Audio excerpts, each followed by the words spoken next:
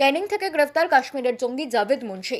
জম্মু এবং কাশ্মীর পুলিশ এবং কলকাতা পুলিশের যৌথ অভিযানে গ্রেফতার হয়েছেন তিনি। পুলিশ সূত্রে খবর, কাশ্মীরের নিষিদ্ধ জঙ্গি সংগঠন তেহরিক উল মুজাহিদিনের সদস্য তিনি। ক্যানিং হাসপাতাল মোড়ে এক আত্মীয়ের বাড়ি থেকে গ্রেফতার হয়েছেন জাভেদ। রবিবার তাকে আলিপুর আদালতে হাজির করানো হয়।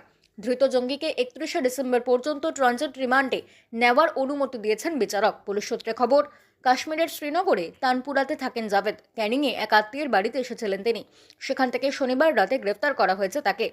পুলিশ সূত্রে আরও জানা গিয়েছে, বহুদিন ধরেই জম্মু ও কাশ্মীরের পুলিশ তাকে খুঁজে বেড়াচ্ছিল। পরে জানা যায় তিনি বাংলাতেই গা ঢাকা দিয়েছেন। তারপরে শুরু হয় তল্লাশি অভিযান।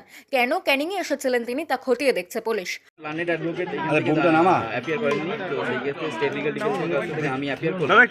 যাবেন মুন্সি অ্যালায়েন্স বিল পাপা, যাকে ধরে নেওয়া হয়েছে 18 বছর, ওনাকে জম্মু কাশ্মীরে নিয়ে যাওয়া হচ্ছে এই কারণে যে উনি অনেক কিছু নিষিদ্ধ জঙ্গি কার্যকলাপে জড়িত আছেন।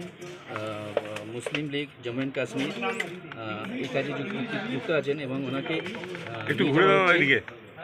এই কারণের জন্য এবং কিছু ডকুমেন্টস ওনারা উদ্ধার করেছেন যেগুলো নিষিদ্ধ এবং পুরোপুরি ইউনিয়ন গভর্নমেন্টে আমাদের ইন্ডিয়া গভর্নমেন্টের বিরুদ্ধে।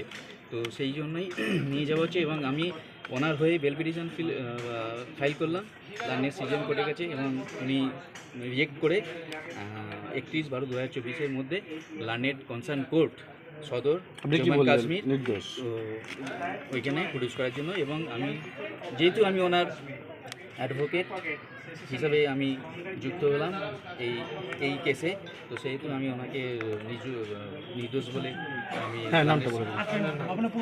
সৈকত রক্ষিত।